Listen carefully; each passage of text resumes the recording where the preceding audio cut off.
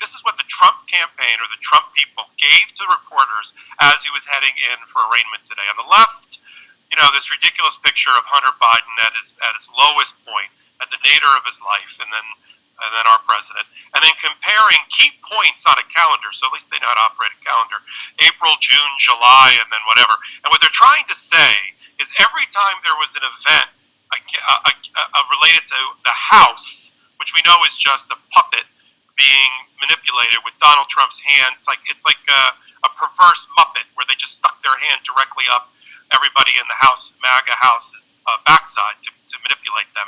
But every time there's a House event, they said, and that's when there was an indictment from one of these activists. I love activists. You mean democratically elected? That's what these prosecutors are, every one of them. So in April of 2023, they say, and I'm not even sure these dates really line up this way, the House hears testimony about Joe Biden's mishandling of classified documents.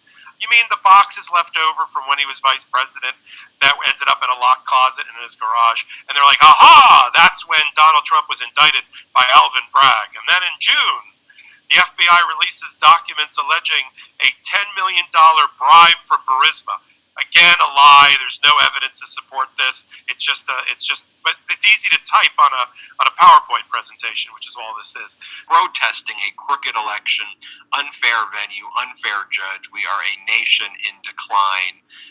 MAGA. But what's one of the really smart things about Special Counsel Jack Smith, though, is that he knew that Donald Trump, MAGA Republicans, were going to make this free speech argument. He knew that they were going to say, all this issue here is that Donald Trump he was saying things, you can't chill his free speech. So Special Counsel Jack Smith just confronted the issue head on in the indictment, right? And he goes in paragraph 3 of the indictment.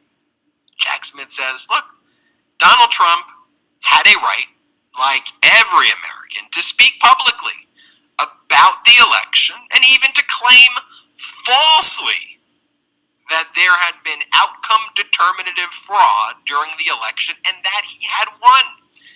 He was also entitled to formally challenge the results of the election through lawful and appropriate means, such as by seeking recounts or audits of the popular vote in states or filing lawsuits challenging ballots and procedures. Indeed, in many cases, the defendant did pursue these methods of contesting the election results. His efforts to change the outcome in any state through recounts, audits, or legal challenges were uniformly unsuccessful. Shortly after Election Day, the defendant also pursued unlawful means of discounting legitimate votes and subverting the election results. In so doing, the defendant perpetrated 3 criminal conspiracies, and it goes into a conspiracy against the American people, conspiracy to obstruct the counting of the electoral votes, and a conspiracy against the right of Americans to vote. And so Special Counsel Jack Smith is even saying there, look, Donald Trump even has the right to lie. Donald Trump can lie. Donald Trump doesn't even have to tell the truth. He has the First Amendment to do that, just like we have the First Amendment to criticize him for his conduct. But when you take those lies and then you subvert Americans' right to vote and try to change votes for Trump from Biden, when you try to stop the counting of the electoral vote, now your conduct is criminal. Let's hear it. This is a very sad day for America. And it was also very sad driving through Washington, D.C. and seeing the filth and the decay and all of the broken buildings and walls and the graffiti. This is not the place that I left. It's a very sad thing to see it. When you look at what's happening, this is a persecution of a political opponent. This was never supposed to happen in America. This is the persecution of the person that's leading by very, very substantial numbers in the Republican primary and leading Biden by a lot. So if you can't beat him, you persecute him or you prosecute him. We can't let this happen in America. Thank you very much. Cohen, I want to get your immediate response to that because I never want a statement like that just to be left unchecked. I mean, how many times have we heard the same line of horseshit? He's winning, he's leading, he's the winner. Biden is the loser. He won 2020, right? All of a sudden now D.C. is filth and walls. What wall is he talking about? You're talking about the wall that he didn't build? I mean, now there's graffiti everywhere. He didn't leave D.C. this way. What the fuck is he talking about? But I want to go back. Look, you can't even listen to this stupidity. It's the same talking points because he can't think. He can't think of what else to say. So you go back to the same old playbook, right? Denigrate the Bidens, denigrate Joe Biden, prop yourself up. I'm the leading candidate, which he is. All right. Pull up the pamphlet right now, Salty, though, because I just want to show you an evidence-based approach. So this is what they are handing out right there. So let's just take one of them, the July 31st date. It says, House hears testimony that Joe Biden lied about his business calls with Hunter. Okay, well, let me test that. Let me actually look at the deposition, okay? So this is the question that was asked to Hunter Biden's former business associate, who, by the way, the former business associate is a convicted felon, having nothing to do with Hunter, a totally different deal that Hunter was not involved in at all. The question is, so based on your knowledge and experience, your relationship with Hunter Biden, your time on Burisma's board, and the entirety of your knowledge and experience, do you have any basis to disagree with the conclusion that, quote, Vice President Biden did not alter U.S. foreign policy to benefit his son, Hunter Biden? Answer: I have no basis to know if he altered. I have no basis to know if he altered any policy to benefit his son. So you have no knowledge? I have no knowledge. Sorry. So if you're pointing to this as your whistleblower evidence of a home run, like, what are you talking about? Here's the other portion of the deposition testimony. And by the way, great cross-examination here by Congressmember Dan Goldman. Question: do you have any basis to disagree with the conclusion that Hunter Biden's role did not influence U.S. foreign policy? Yeah, I have no basis. Do you have any basis to disagree with the conclusion that Vice President Biden carried out U.S. foreign policy in the interest of the United States? I have no basis to judge or to disagree with that, or to disagree. You have no knowledge, nothing based on your knowledge that would contradict this conclusion. No. And they act like that's a home run evidence. All right, Salty, pull up the pamphlet again right now. Let's try to talk about, okay, what's another one?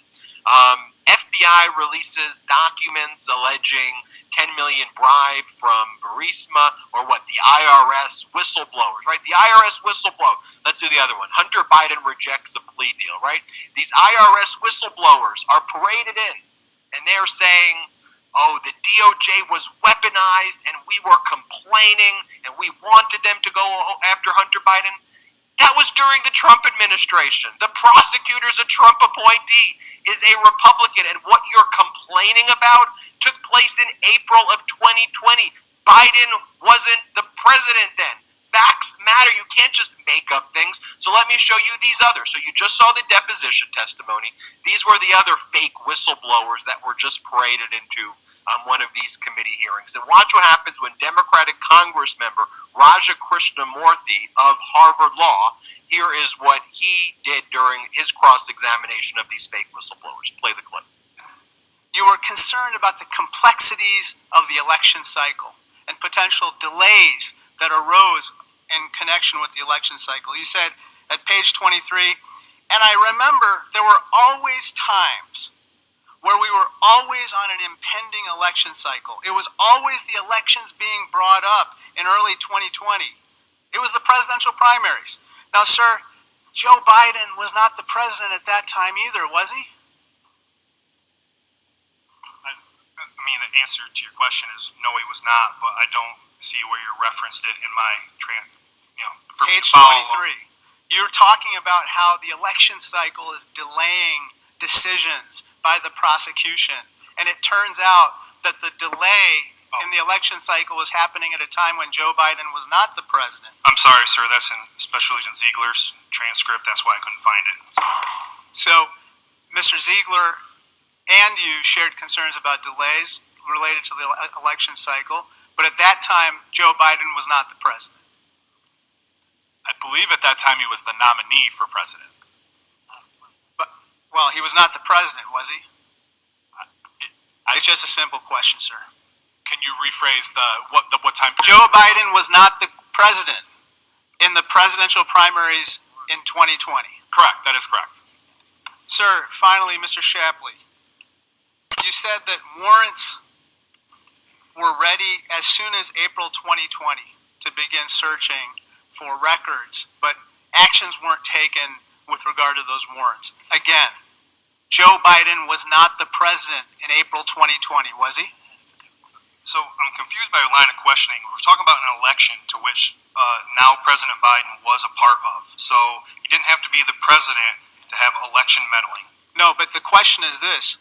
Was he the president at that time in April 2020? It's been asked and answered. And what's the answer, sir? The The answer is yes or no? Is no. Thank you. Thank you. I yield back. Mr. Yeah, I mean, can you imagine? I mean, you got Porky Pig said, and that's all, folks. No. The answer is no. Joe Biden was not the president. Could you imagine?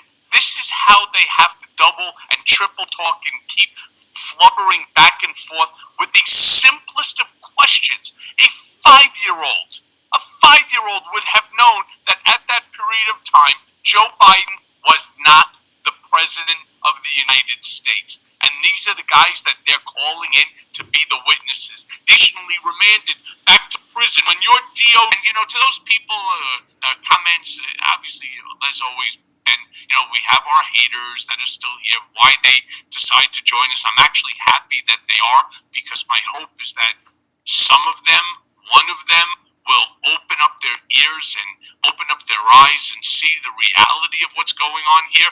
The truth of the matter is that Trump, Bill Barr, and so many of these insiders that were there, part of the inner circle during the Trump administration, did things that no other president in the history of this country, not only have they not done, they never wanted to do.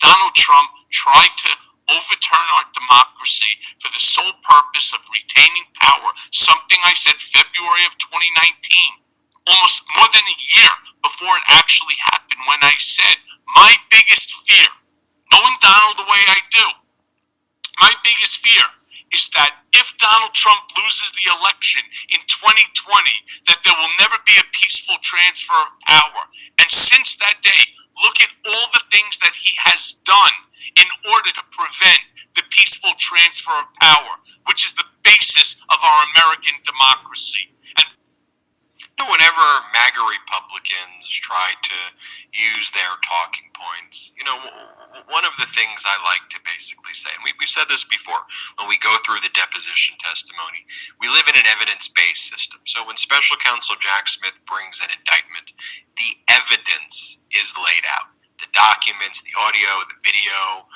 It's not just words. He's not just saying deranged this, criminal that. It's showing the documents. And so, I'll show you this clip. This was from, I think, last night on Hannity, where he asks James Comer and Jim Jordan. Both individuals are not lawyers. Jim Jordan went to law school, never passed the bar exam. James Comer, not a lawyer. Jim Jordan covered up sexual abuse when he was a gym coach or wrestling coach. James Comer was accused of sexual abuse by his ex-girlfriend. It's kind of a commonality and a theme here. Two very unqualified, disgusting individuals who lead very important House committees thanks to Kevin McCarthy. And just watch what they respond to when Hannity says, well, do you believe that Joe Biden is taking, do you believe it? And their response is not, we have evidence. Watch what they say. Play this clip. No. Do you believe that this is now officially the Joe Biden bribery allegation? And do you believe that you will be able to prove that? Jim Comer. I sure hope so.